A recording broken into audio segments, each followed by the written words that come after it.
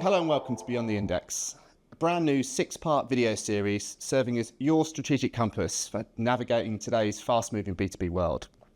This series is powered by Dentsu B2B's 5th and latest iteration of the Superpowers Index. The Superpowers Index is the world's largest understanding of what drives B2B buying behaviour. We've spoken to over 16,000 buyers and deconstructed over 35,000 buying experiences, so we can tell you exactly how to win in today's modern world. Beyond the Index goes a bit deeper, speaking to industry experts about their views on some of these trends that are on all of our minds right now. My name's Rob Gold, I'm the president of Dentsu B2B, and we firmly believe there has never been a better time to be in B2B marketing. Innovation, excitement, dynamism and growth, but equally that comes with massive complexity. Now, core to helping with that complexity is by focusing on the experience. The ones that when you create fantastic experiences for your buyers, we've seen dramatic impact. Reduction in sales cycles by 40%, being twice as likely to be recommended for products and services, and doubled NPS scores. So today's topic is all about experience being the new differentiator.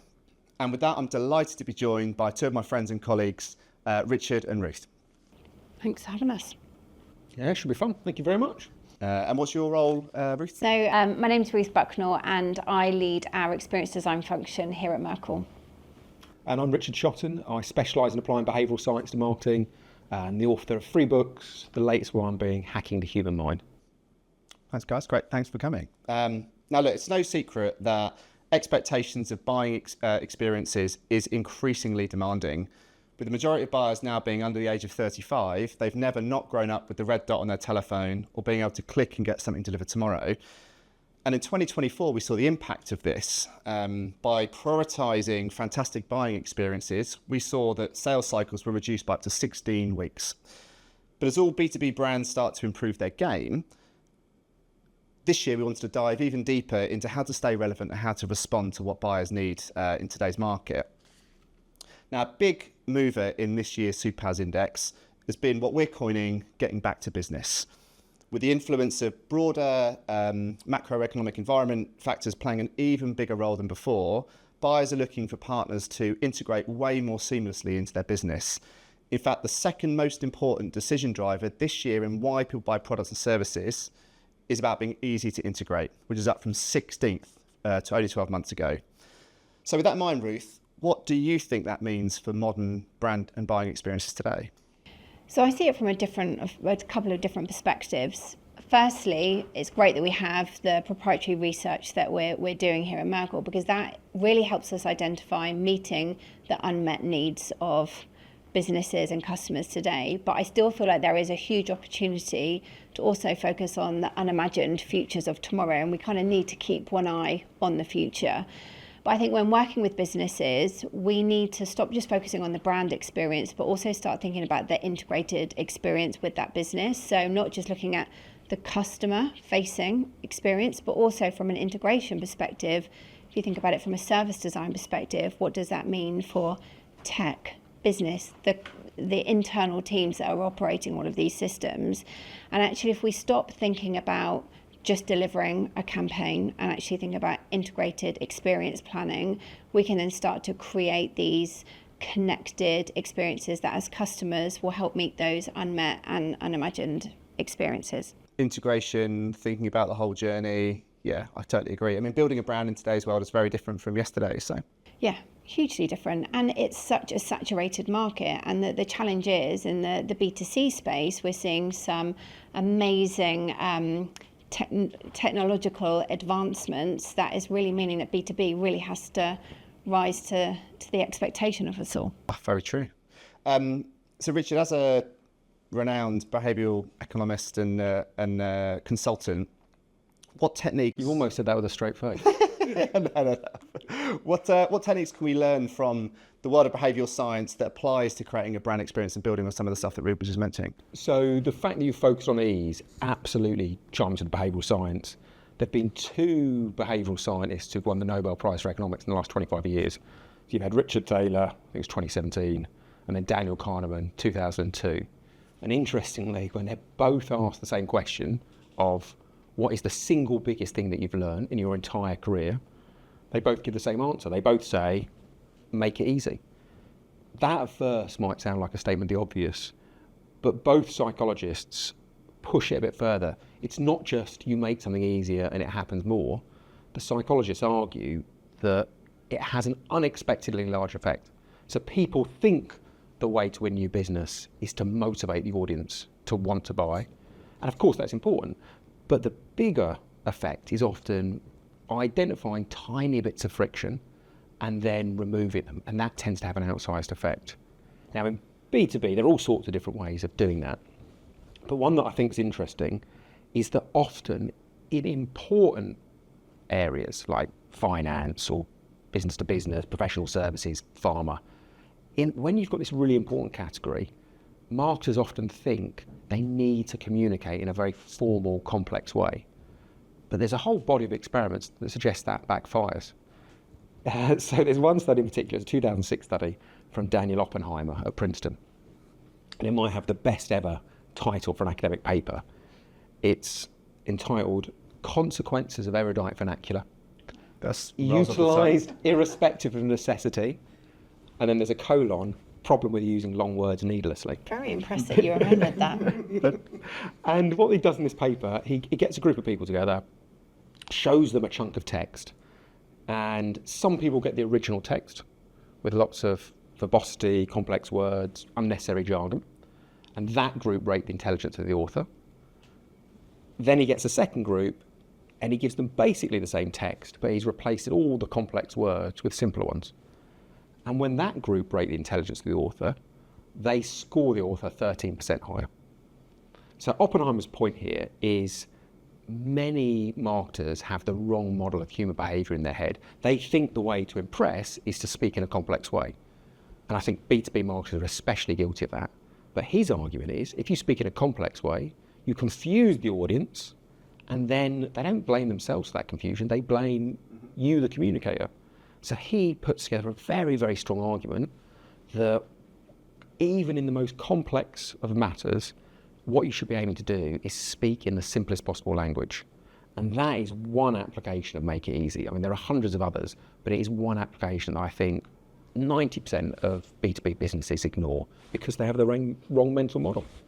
And do you think, you speak about like frictionless experiences and how it's really important to keep it simple, but do you also think in today's world where, you know, sometimes it's too easy to complete an experience, do you think there is opportunity to add in friction? Yeah, absolutely. So there's two ways of looking at that. The argument from Kahneman and Thaler is, if you want to make something happen, remove friction. Yeah. If you don't want something to happen, put in friction. Mm-hmm. So for example, back in the late 90s, the government of Britain wanted there to be fewer suicides and paracetamol. Mm-hmm. Now, if you had a model in your head that the way to stop suicide is to motivate people to not want to do it, you would run lots of ads about, you know, the joy of living or whatever it might be. But if your model is friction changes behaviour, then what you do, and this is what the government did, is you would make it slightly harder to commit suicide via paracetamol. So in 1998, I think, the rules changed so that you could not go to a corner shop and buy a big packet of paracetamol. It is now limited to a 16-pack, and they are in blister packs. So if you want to commit suicide, that means you have to go to multiple shops and pop out multiple pills. It feels like a trivial intervention, but that intervention, Keith Horton at Oxford has estimated to save 700, 800 lives over about 9 or 10 years. Even in the most important decision anyone could possibly make, adding in a bit of friction has changed behaviour radically. So I think you could firstly take the argument of it's not always about removing friction, it's judging whether friction is necessary. Yeah. But there is a second point, I'm not sure if this is what you meant, around actually there are rare occasions, I think, when even with a positive experience you want to add in friction. Yeah, it's allowing, you know, customers and business to think fast when you need to, but also slow as well. Yeah, well, I think particularly in business buying, because some people want to make a transaction easy and quick if it's low value, but if you're in a considered decision where it's costing a lot of money and it will require lots of people to be involved in that decision-making process, it can't be seamless and quick because you need more people to be involved in it. So I think that's an interesting Where do you play friction versus where do you take it out? So, It's a very, very different market, but you could think about Apple products. So Apple is such a simple phone to set up, the iPhone. They don't give you a manual. That's removing friction and will have a disproportionate impact on the experience. However, not every aspect of Apple iPhones are frictionless. You get the box and you don't just tear off the lid. There's this wonderful slow friction as you take it off, and it makes people feel like this is something special. This is a bit of a ritual. And there are certainly arguments that if you want to increase the sense of quality of a product, then you should be adding friction in. So there's an idea called the IKEA effect. So it's from Dan Ariely and Michael Norton, 2012. And what they do is they get people into a room, and some people are shown a professionally assembled IKEA box, and they bid on how much they're prepared to pay for it. It's about 40 cents. Other people come into the same room on a later occasion, and there's the constituent parts for an IKEA box. They have to build it themselves. They have to put effort in. And those people will bid about 60%, 65% more. And the argument from Norton and Ariely is the more effort we put into something, the more we appreciate it. And that's why the IKEA box is so powerful. That's why the foil lid on the San Pellegrino used to be so powerful. There are rare occasions where if you want to change perception, not behaviour, but perception, then you want to be adding in friction potentially to the process. I completely agree with that. Even if you take it back to, the traditional high street, if you go into your classic Marks and Spencer's, you have the carpet and then you have the tiled floorway where, when you want to check out, it's tiled, it's quick, but when you want to browse, it's carpeted. And again, just those small moments just allow you to think fast and slow, your browsing behaviour versus your checkout. Yeah, I guess that's the importance of user testing in an experience world. Like, where do you play things up and where do you make things easier? So, well, there's just those invisible experiences that just have to work. You want to purchase something, you need to check out quickly. I don't want to be frustrated that I can't find my address or I can't find my business. As I'm going through those steps, you just need it to be seamless and frictionless. But then there are also moments, and I don't know if this has ever happened to you, say for an Amazon, for example, where it's so easy. I've accidentally sent the package to the wrong address, or I've used the wrong credit card and accidentally charged it to my partners. That happens in my world. I mean, that must be the only reason why Amazon parcels are coming through my front door every day. Absolutely, yeah. Hey, quick plug for friends of the show, the Acquired podcast. Yes, very good. If you've ever listened to that, the IKEA episode is fantastic, so I would recommend it. Listen to the Google one, it's not the IKEA one. Hey, look, so we touched on loads of stuff there to do with speed and ease and friction, and actually one of the tentpole themes from this year's Superhouse Index is what we've called ease being the new edge, because all of the things that you're talking about is being empirically proven by why people are buying products and services in the last 12 months, because ease and integration are some of the most important things that are doing. And actually, the role that AI is playing in increasing the speed around ease and lack of friction is quite an incredible topic to discuss.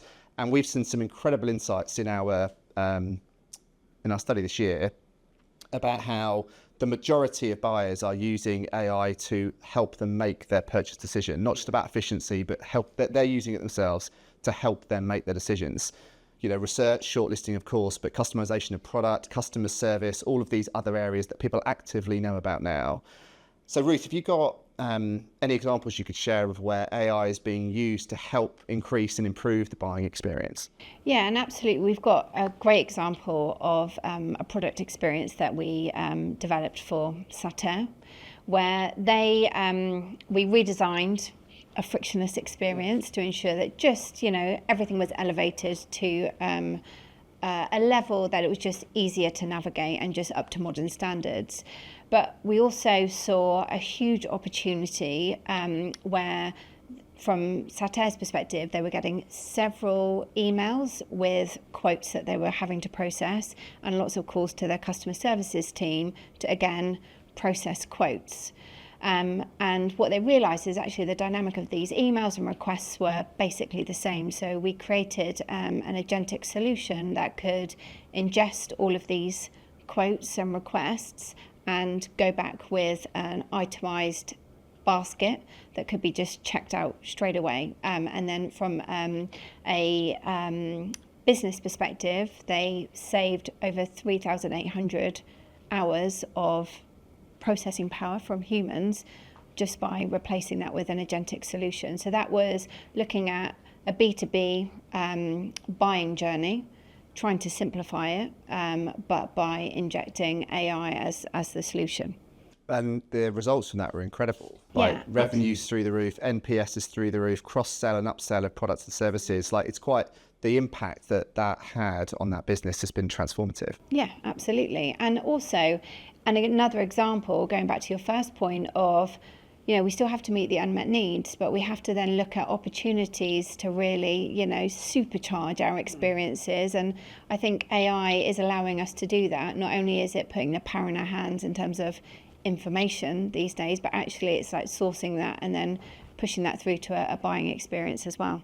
So with that in mind, people are still buying products and services themselves, and trust is a hugely important part of the buying journey, the buying process. So we all know humans don't necessarily do the things that we expect them to do, Richard, but what do you think from a buyer perspective we need to be aware of when creating messaging around using AI to make sure that human beings feel like they are trusting of the process that's going on around them?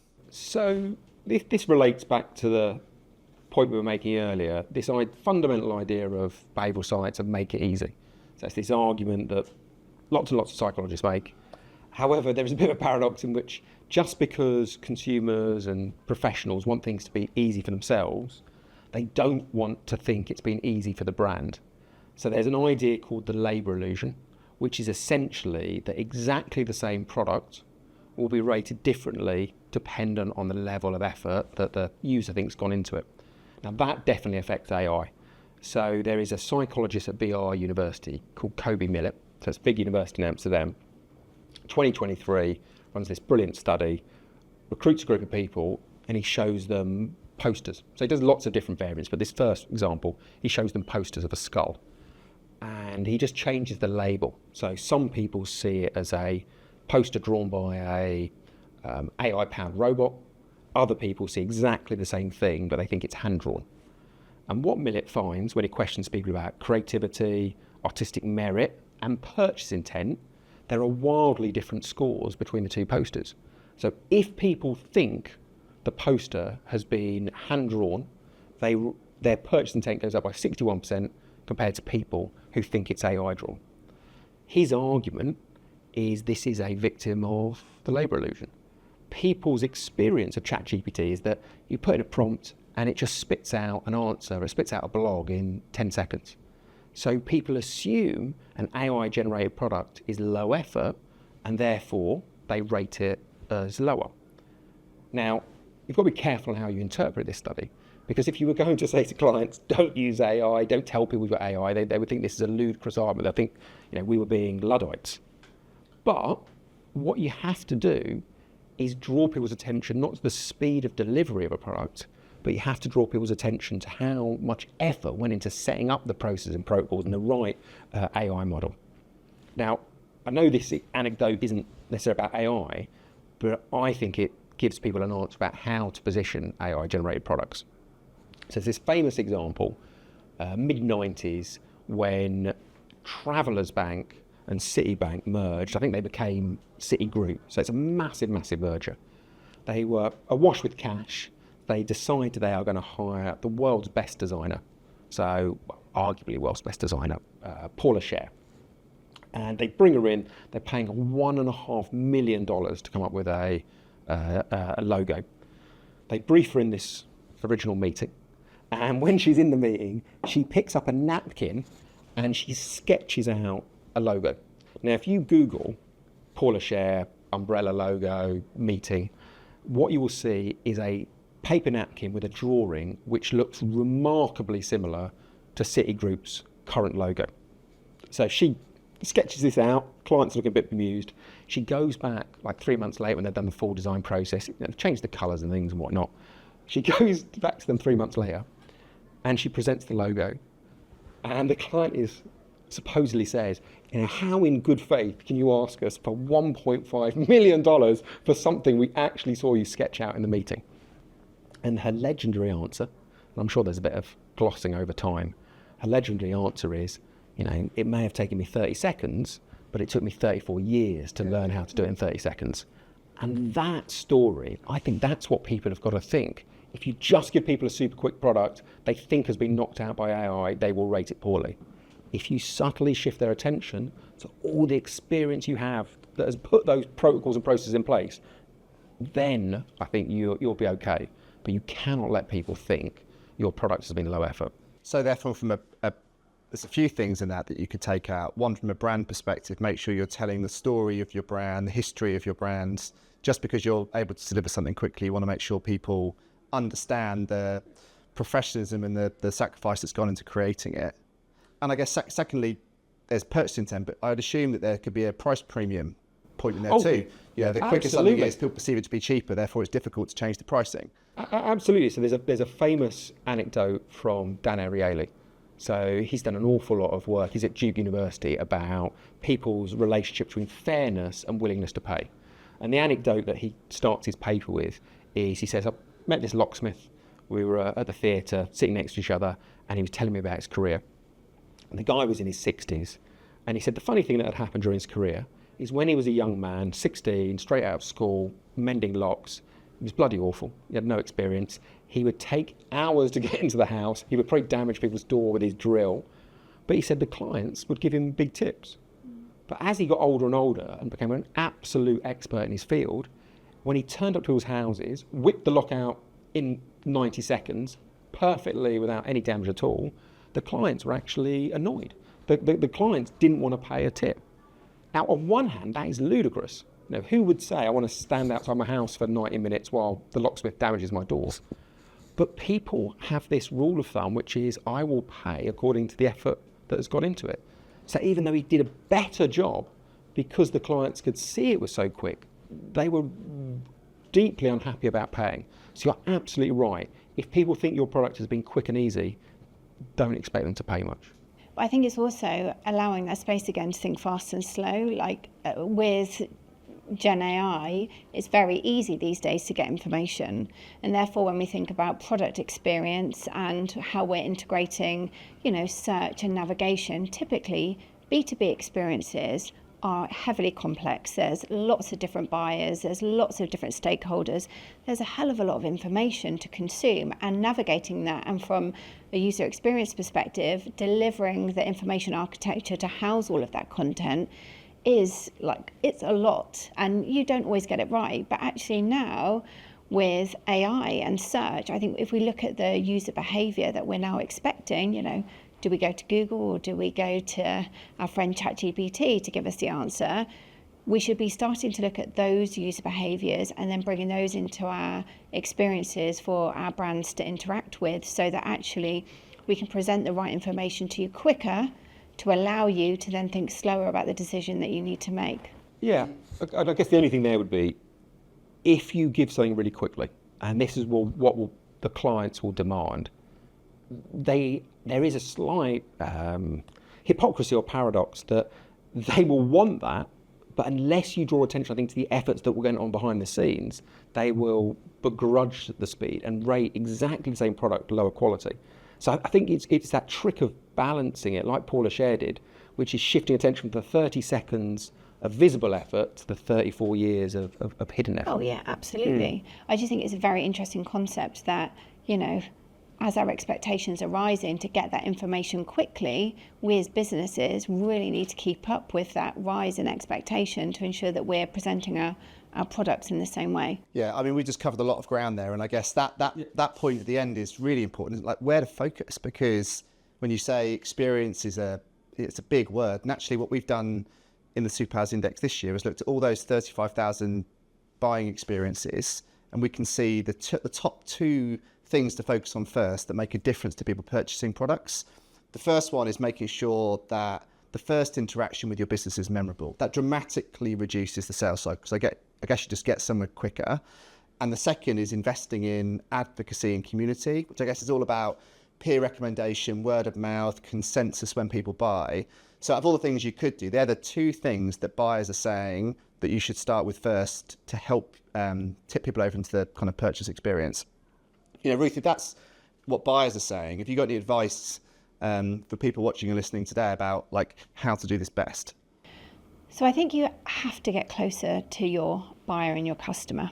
You know, as businesses, we have huge targets. You know, there is a huge focus on AI and how we can make our processes simpler.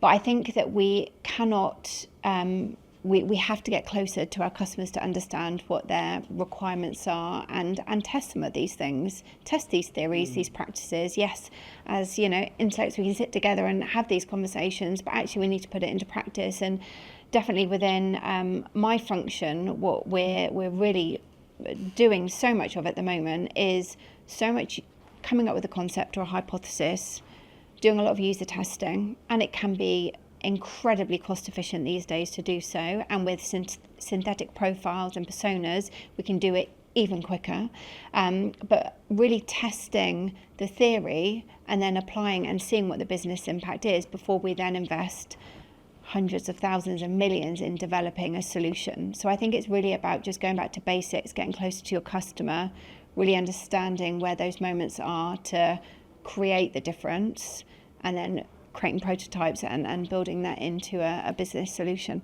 I love that idea of that mantra of testing. There's that famous phrase that in theory there's no difference between theory and practice, but in practice there is.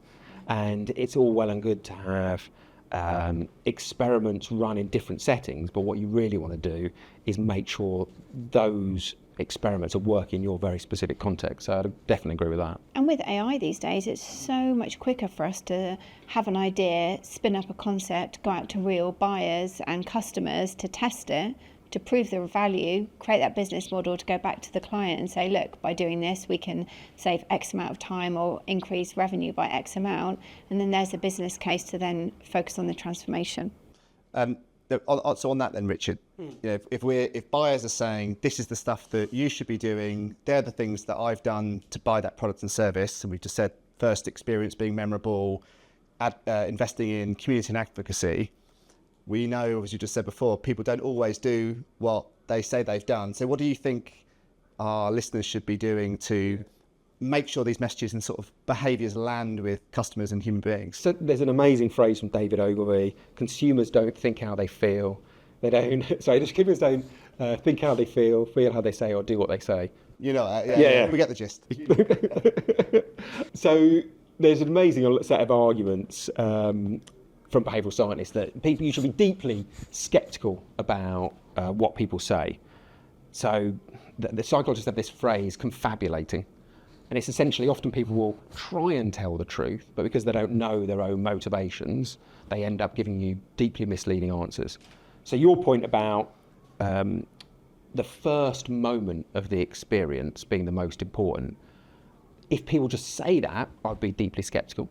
But you can test that principle in experimental conditions.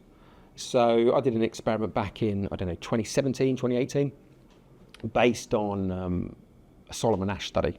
So Solomon Asch came up with this idea of primacy, which is essentially the first experience that you have of a brand or a setting.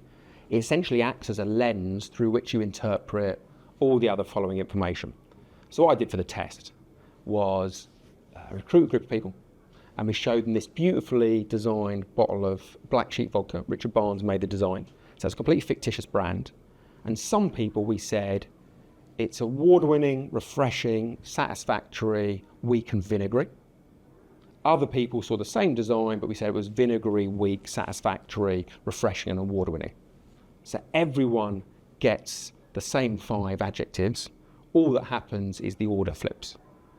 And what we saw was that the people who saw the most positive adjective first, they rated the design they rated the perceived quality of the vodka about 10 or 15% better. So that is an example of Asch's experiment being shown in a commercial setting. That first experience is super important, because if you have a positive one, the neutral experiences that come later will be given the benefit of the doubt. If the first experience is negative, the neutral experiences that come later will be interpreted in a much harsher light. So I completely agree with the idea that first impressions matter. The only thing I would say is that it kind of depends what you want.